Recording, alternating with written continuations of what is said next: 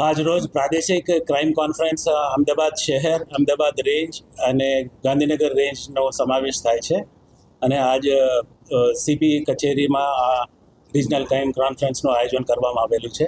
પણ ખાસ કરીને જે સાયબર ક્રાઇમ છે અને સિનિયર સિટીઝન્સનો જે એમાં ભોગ બનતા હોય છે અને મહિલાઓ અને બાળકો ઉપર જે ક્રાઇમ છે એ પણ નિયંત્રણમાં છે અને ડિટેક્ટ થયું છે.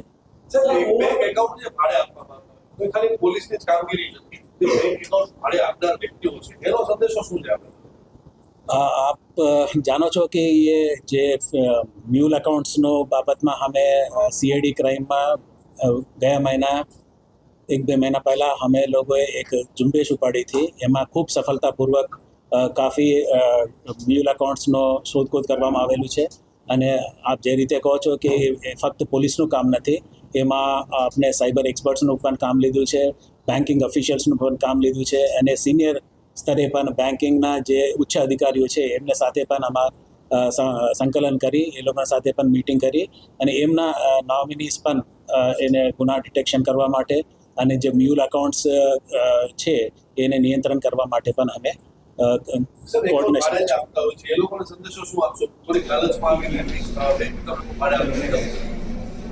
એ તમામ માટે છે. લાલચ જે છે એ મ્યુલ અકાઉન્ટ ખાતેદારોને નથી, પણ એનાથી જે ઉપયોગ કરે છે માણસો અને અમુક તો જે સાયબર ફ્રોડમાં જે ગેમિંગ એપ્સથી પણ એ છેતરાઈ જતા હોય છે, ઇન્વેસ્ટમેન્ટ ફ્રોડ્સ એ રિપોર્ટ થાય છે. તો એ તમામને એ જ સૂચના છે કે કોઈ શોર્ટકટ નથી, કોઈ લાલચમાં આવવાની જરૂર નથી. You should be aware. અને ખાસ કરીને કોઈ ઘટના બની હોય તો આપણે એક ગોલ્ડન અવર જે કહેવાય છે, એ ગોલ્ડન અવરમાં આપણે જલ્દી 1930 પર પોલીસને જાણ કરીએ તો એને આપણે અકાઉન્ટ ફ્રીઝ કરી શકાય, અમાઉન્ટ ફ્રીઝ કરી શકાય અને ડિટેક્ટ પણ કરી શકાય. ગયા મહિનામાં સીઆઈડી ક્રાઇમે એક મોટો એ રીતનો જે સાયબર સ્લેવરીનો કેસ કરેલું છે. એમાં આનંદથી એક વ્યક્તિનું પકડેલું છે, મોટા કૌભાંડ એમાંથી બહાર આવ્યું છે અને બીજા પણ અમારે રેડારમાં છે, એ કામ ચાલુ છે.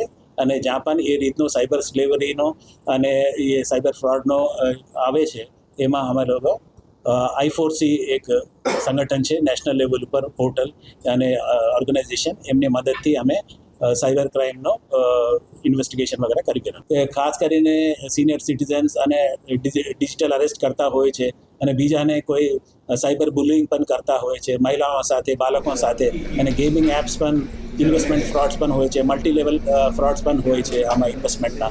તો સમયસર આપ 4-5 કેસ ભર્યા પછી તમે પોલીસ પાસે આવો ત્યાર સુધી તો તમારા પૈસા ગયું હશે.